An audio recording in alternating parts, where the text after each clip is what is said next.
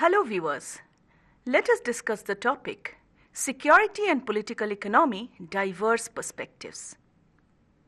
In recent years, security and political economy has been increasingly intertwined because of the rise of a number of global events. Traditionally, you should understand that security is an aspect of international relations and connected with ideas of national defense, military affairs, intelligence. Political economy, on the other, is the study of economic systems and the interaction between the polity and the economy. At the outset, it might imply that there is no connect between security, which is an area of international relations, and political economy, which actually governs the realm of economics and state system. However, in recent times we find a gradual intertwining of the security aspects and political economy because security of the state leads to security of markets. Let us study today how security and political economy interact with each other. In this lecture, we'll try to understand the historical evolution of the dynamics of security and political economy as it evolved from the 16th century onwards. Then we'll try to understand the diverse perspectives and the debates around the relationship between security and political economy. We would basically focus on three major perspectives: the realist perspective, the liberal perspective, and the constructivist perspective. Let us now try to understand how the connect between security and political economy evolved over the years.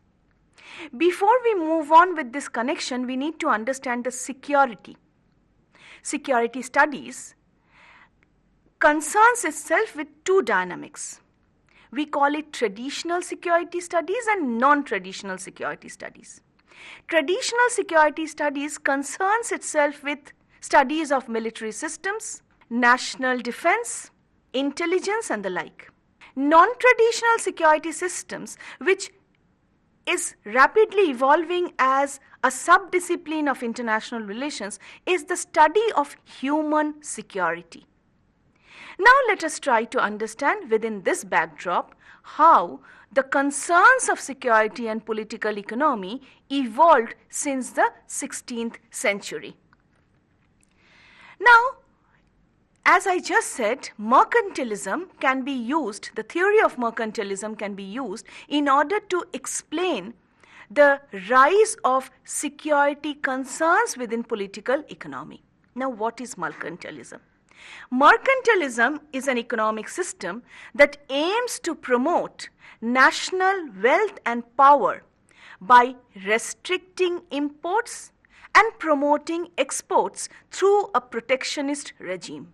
This was closely linked to security concerns, as states sought to secure their economic independence and security by controlling their markets and resources. Now, whenever you are trying to strengthen your market and your resources, you need to have a very strong system of national security. This is where the connect between security and political economy comes in. States which are secure can be more economically stable than states which are insecure, and insecurity can also lead to economic instability. Thus, this intertwining led to the development of complex systems of trade and military alliances between states, which became increasingly important in the context of colonialism and imperialism in the 19th and 20th century. Let us now try to understand the post-Second World War period and the development of security and political economy.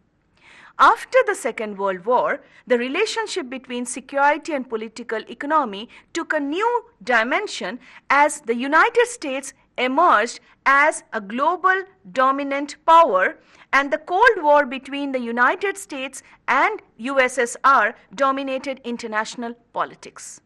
The post-war period saw the emergence of the Bretton Woods system, which established the US dollar as the world's currency reserve and created institutions such as the International Monetary Fund, the World Bank, to promote international economic stability and development. This was closely linked to US security concerns as the United States sought to establish a stable and prosperous international order that would promote its own interest, at the same time would prevent the rise of communism in different parts of the world. Thus, during the 1980s and 1990s, the relationship between security and political economy underwent further changes till the end of the Cold War, leading to the emergence of new security threats and newer economic challenges. The rise of globalization and increasing interdependence of national economies led to new debates about the role of the state in the economy, the impact of international trade on domestic industries and employment, and the distribution of economic benefits and risks within and between countries.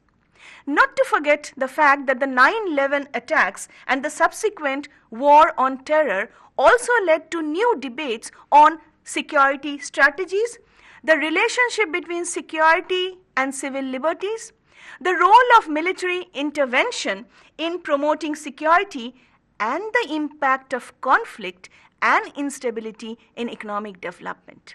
Thus, the post-Cold War era has witnessed an increased and burgeoning literature on the relationship between security and economic development. Let us now try to understand the different perspectives on security and political economy. We should not lose sight of the fact that it is security concerns that led to the division of the world in the post-Second World War period into two camps, the capitalist and the communist camp. We also should not lose sight of the fact that it was security concerns and economic concerns that led countries, developing countries, to join either the US-led camp or the USSR-led camp.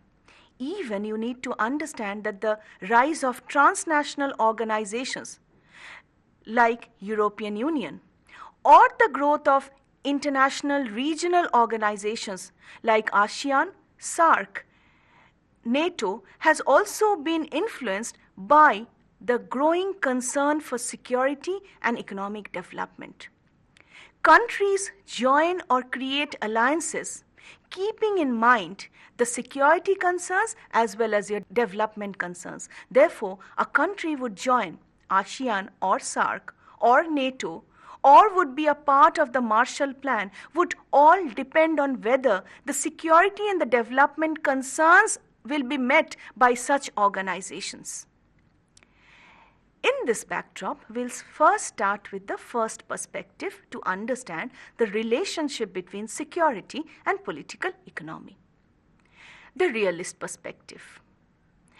Realism, students, you should understand, is one of the oldest but also the most dominant theory to understand security in international relations.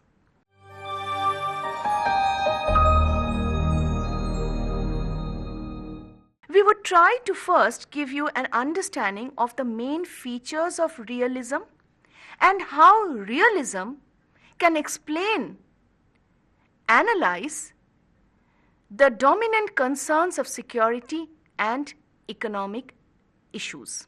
Now, central to the realist understanding of international relation is the idea of security.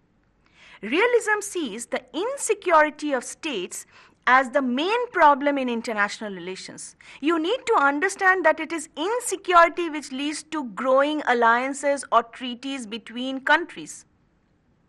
Realists also believe that the international system is a realm where self-help is the primary motivation. States must provide security for themselves because there is no other agency which can provide internal security as well as external protection from other states. And that is precisely the reason why, students, you find states investing a lot of funds on defense related expenditure and for intelligence and espionage. However, the realists offer different explanations for why security is scarce. It is important to understand even if states want to secure themselves, they may not have the necessary provisions to secure themselves against external and aggressive nations. We need to understand that realist theorists emphasize on a range of underlying mechanisms and causal factors as to why security concerns dominate international relations. Some of these issues that should be emphasized is man's innate desire for power, conflicts of interest that arise between countries possessing different levels of resources, economic systems, political orders, and the ordering principle of international anarchy. It is the fear of anarchy that drives nations to create a strong system of security.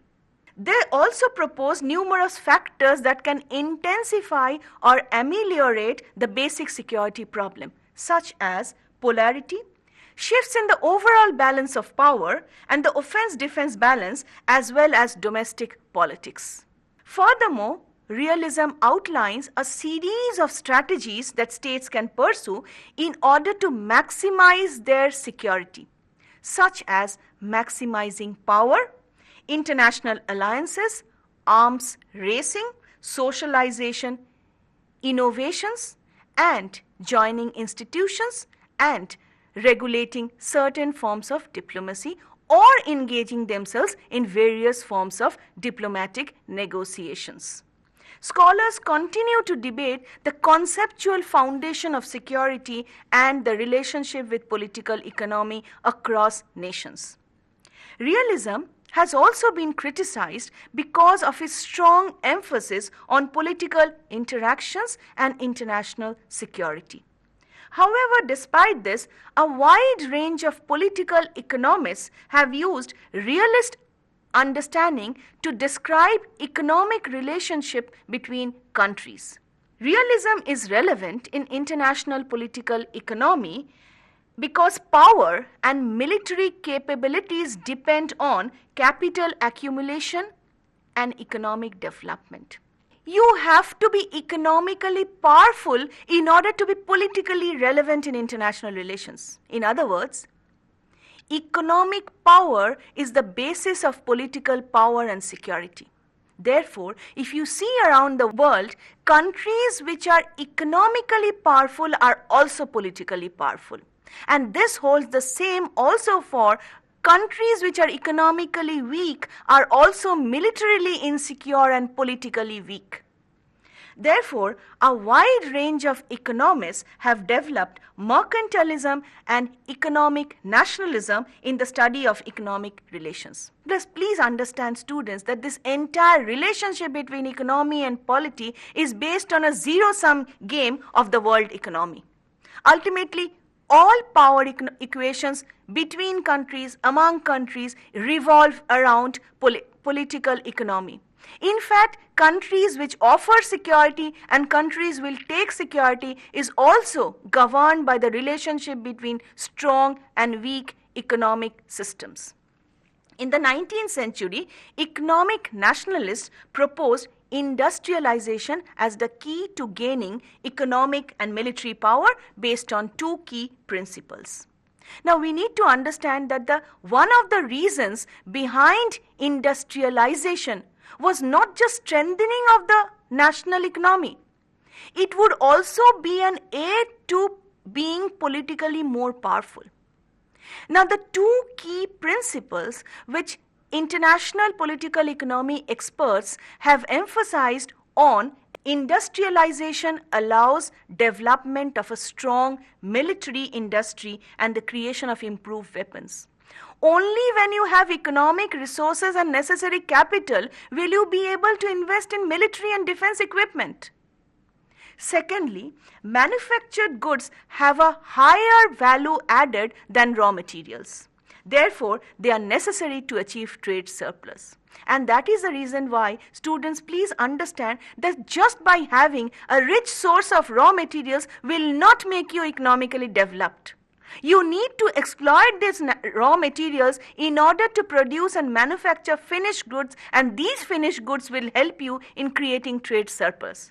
And that is the reason why advanced economically powerful countries, in order to be military powerful, have used their trade surplus in order to balance any kind of deficit within the economy. And these countries which are economically powerful have invested historically more on military strategies and defense equipments. The importance of industrialization can be seen also with the help of two countries, Britain and Germany.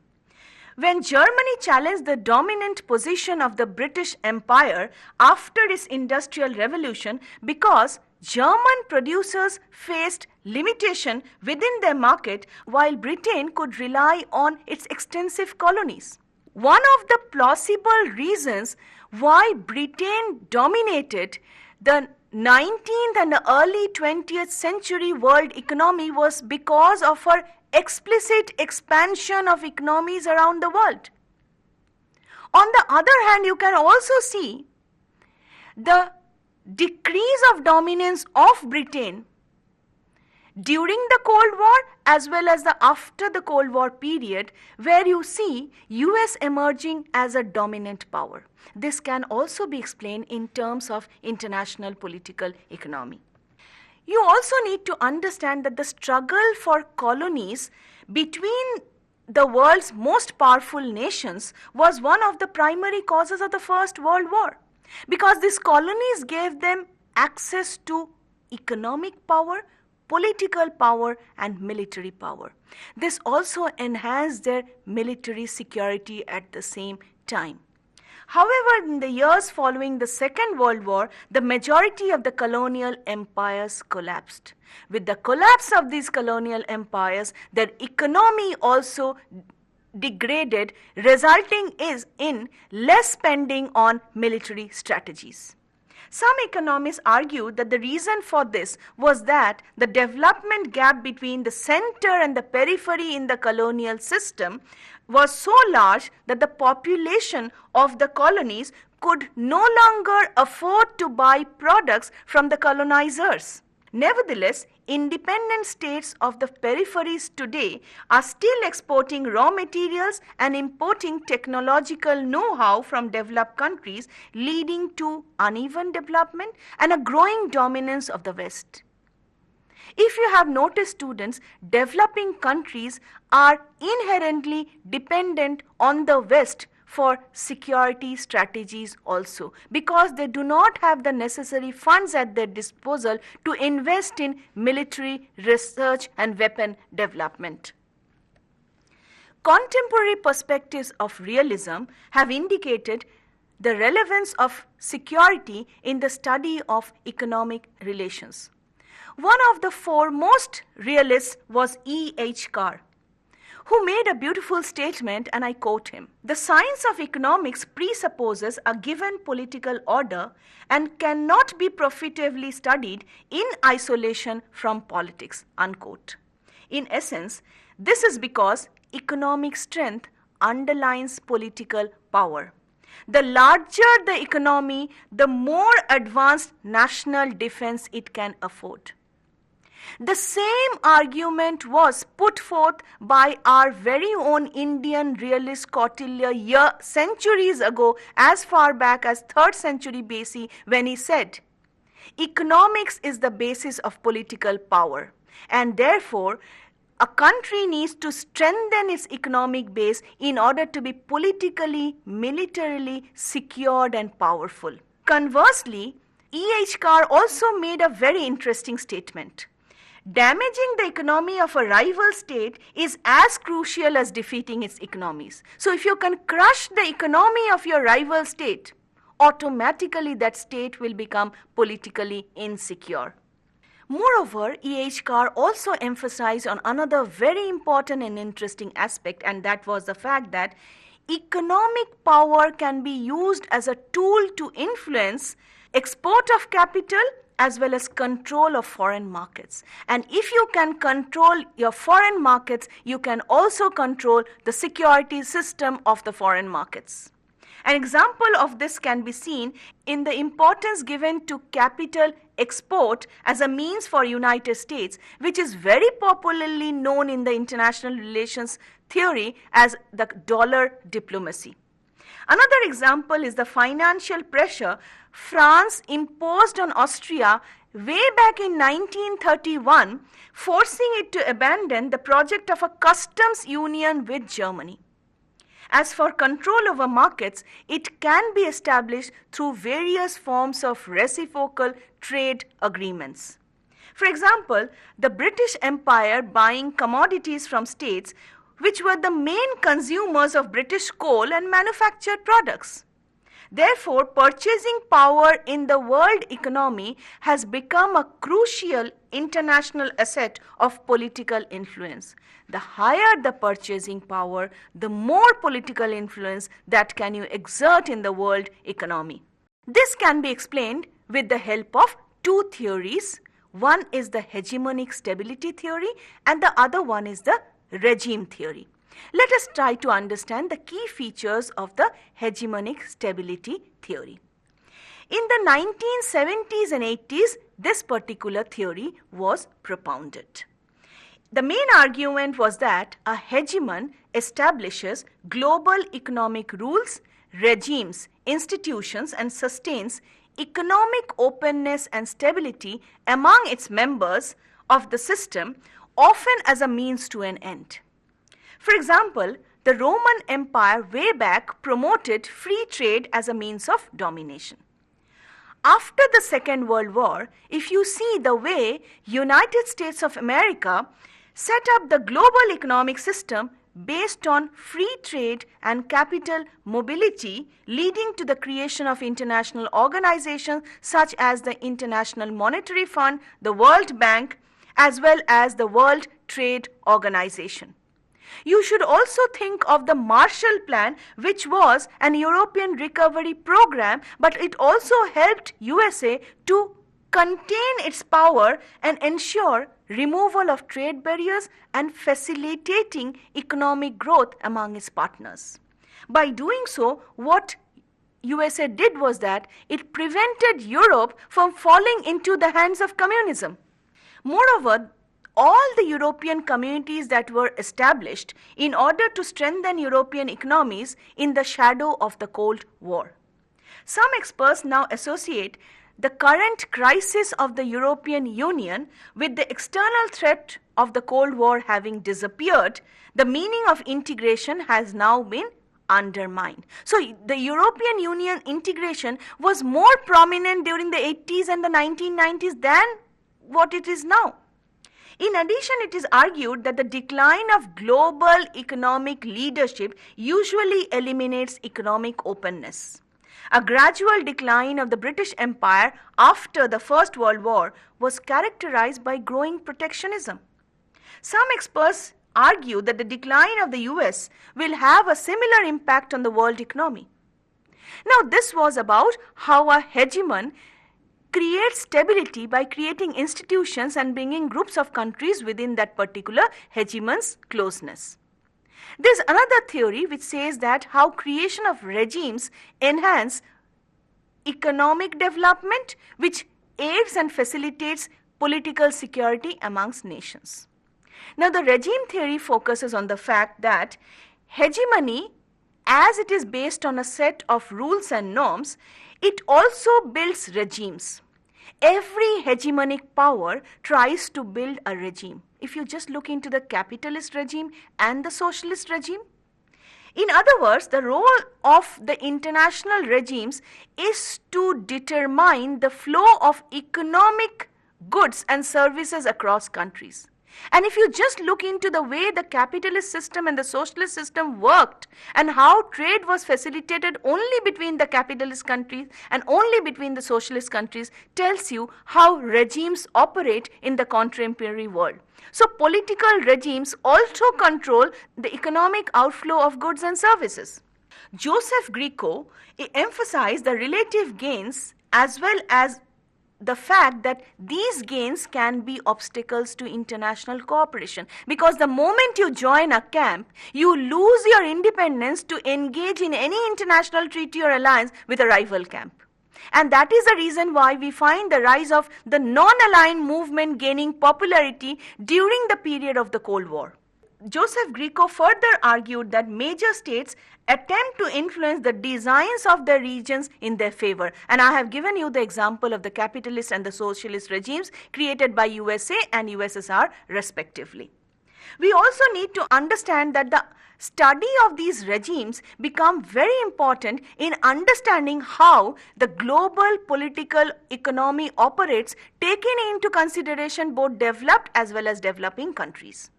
Thus, we find that both the regime theory and the hegemonic stability theory complement each other and draw a precise picture of the intertwining of security and political economy. Thus, we can say that the realist standpoint on security and political economy emphasizes on three important aspects. One, power; second, national interest; and third, self-help. All of these are very important in understanding both security and political economy. The second thing we need to understand that the distribution of power and resources in the international system is guided definitely by security outcomes.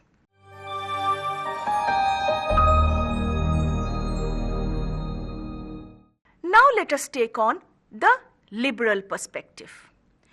Now we need to understand that there has been an enhanced securitization of plans and policies. But the liberal perspective did not start with securitization. In fact, if you look into Hobbes's Leviathan or John Locke's ideas on liberal policies, the core idea was desecuritization, and therefore we need to understand that liberals wanted to restrict the rhetoric of threat and survival in the military sector and the state in order to open up a space for civil society and individuals. And we need to understand that individuals, when they establish relations with each other, they are not concerned with security. So while the realist perspective focused more on securitization, the liberals focused more on desecuritization and opening up of the market. By the 19th century, the liberal project has expanded from the domestic to the international realm to focus on the creation of markets. But we need to understand that economy, state, and security need to be understood as one intertwined phenomena. The main aim of this entire security agenda was to maximize openness between state and societies and prevent any form of spillover of security behavior into sectors other than military. Basically, liberals want to emphasize on the fact that security should be confined to international relations and military arena. Other sectors should be left free. In the classical liberal view, security logic pointed towards the economic closure of mercantilism, which was precisely what the liberals wanted to eliminate. Basically, the liberals wanted to provide more autonomy to the market forces and less autonomy to the state. The famous maxim was, that state was the best that governs the least. And when there is least interference from the state, of course, security will not meddle in the affairs of economy or the market. Another important thing we need to understand is that the powerful irony of successful liberalism, especially in terms of economic factor, is that there is a wide array of economic, societal, political, and environmental issues which should be taken into account and not just concentrate on military issues. Therefore, we need to understand that the aim of liberalism was not to securitize but to desecuritize the market and make the economy independent from the state. In other words, we need to understand that liberals focus on the fact that the new security agenda is not just a random accumulation of issues somehow built in response to a variety of different issues or a reaction to the end of the Cold War. It is liberal economic practice which integrates and impels new security agenda. Thus, liberals emphasize on a new understanding of international security intertwining with international political economy, but where the state will not be the key determinant in deciding all questions, both of the market as well as the security. The state can conveniently decide on security issues but leave the market open to the market and the economic forces. Let us move on with another very important concept from the liberal perspective, and that is economic insecurity. We have always studied about security in political economy. We need to understand how economic insecurity works. Actors in market are supposed to feel insecure, otherwise economists say that the market will not be able to work efficiently. The fundamental axiom of liberal economic theory and practice sharply limits the scope of economic security in liberal systems. The state is necessary, definitely, to provide for law and politico-military security and to support the social fabric in areas where the market fails to do. But individuals should only be allowed to invoke economic security for their survival. Traditionally, the state is considered to be the main referral point both for the realists as well as liberals. But so far as the market and the political economy is concerned, no amount of military interference can be allowed in the realm of market and economy.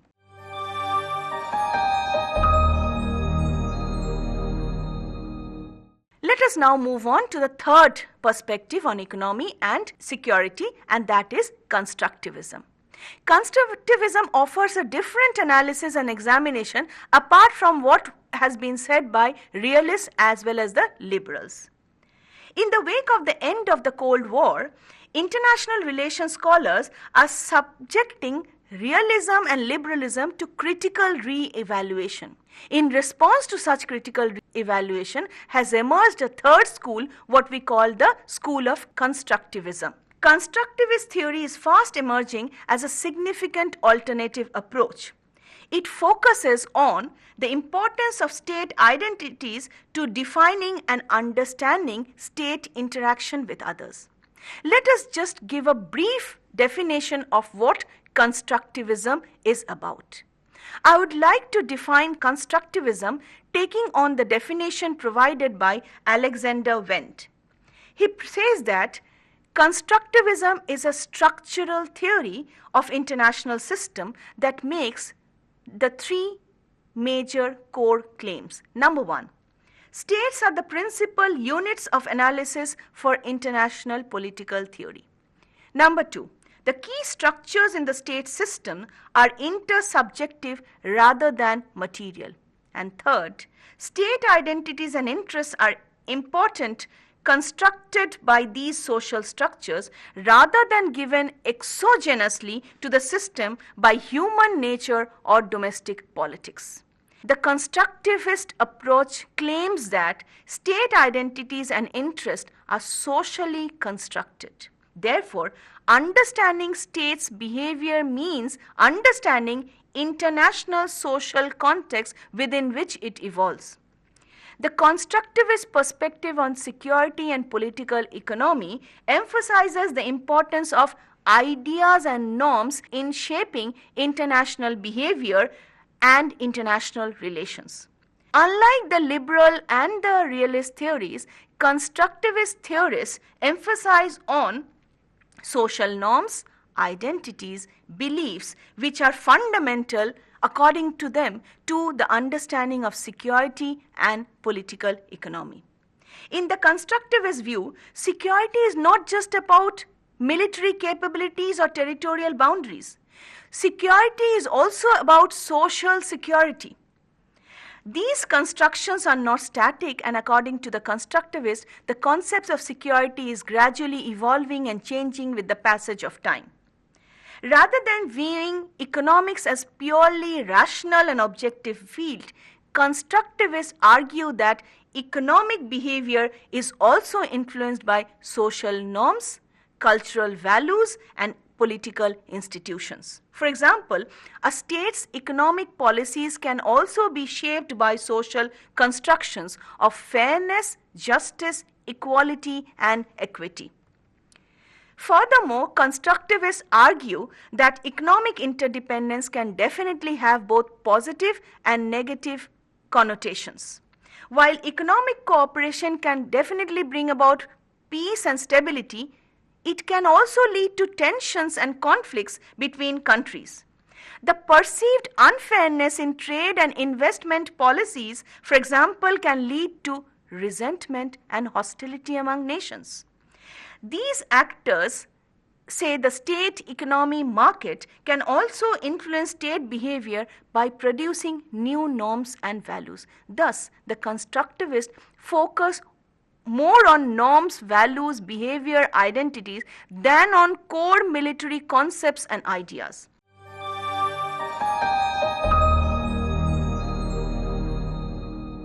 Let us quickly conclude as to what we have studied. We have understood that there is a relationship between security and political economy in the modern contemporary context. We have also highlighted fact that there are three major perspectives of understanding this relationship. While the realist perspective focuses on power, motivation, self-help, and security in understanding the relationship between economy and security, the liberals argue for desecuritization and focusing on interplay of market and giving more space to market forces. Constructivists, unlike realists and the liberals, focus on an altogether different analytical dynamic by emphasizing on the issue of identity, belief, values, and norms in shaping the relationship between security and political economy. These diverse perspectives are significant in understanding the interrelationship between security and political economy in the contemporary world. Thank you.